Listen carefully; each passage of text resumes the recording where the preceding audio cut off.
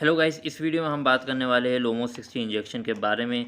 इसमें एनोक्सापोरिन molecule 60 mg and 40 mg में आता है। इसमें एक प्री फिल्ड सीरिंज है, मतलब इसमें पहले से ही भरी हुई सीरिंज है जो 0.6 ml की है। इसको सबक्यूटेनियसली और इंट्रावास्कुलर यूज़ करते हैं अंडर द स्किन। 60 mg में एनोक्सापेरिन 600 अप्रोक्स प्राइस तक मिल जाता है और 40 mg में 400 अप्रोक्स प्राइस तक आता है। So guys, enoxaparin injection blood clots यानी खून के थक्के जो ब्लड वेजल्स में जम जाते हैं उनको डाइल्यूट करने के लिए एनोक्सापेरिन इंजेक्शन का इस्तेमाल करते हैं। और इस इंजेक्शन को कई तरह की सर्जरी में भी यूज़ करते हैं ताकि सर्जरी के बाद ब्लड क्लॉट्स ना बने, जैसे hip replacement, knee replacement, stomach surgery. और एनोक्सापेरिन को एस्प्रिन के कॉम्बिनेशन के साथ एंजाइना और हार्ट अटैक जैसी कंडीशन में भी यूज़ करते हैं।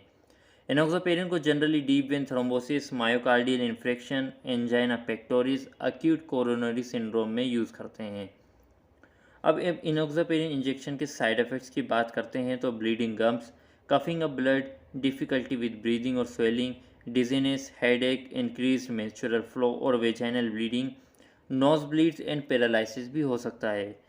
एनोक्सापेरिन का डोसेज पेशेंट की मेडिकल कंडीशन और वेट पर डिपेंड करता है।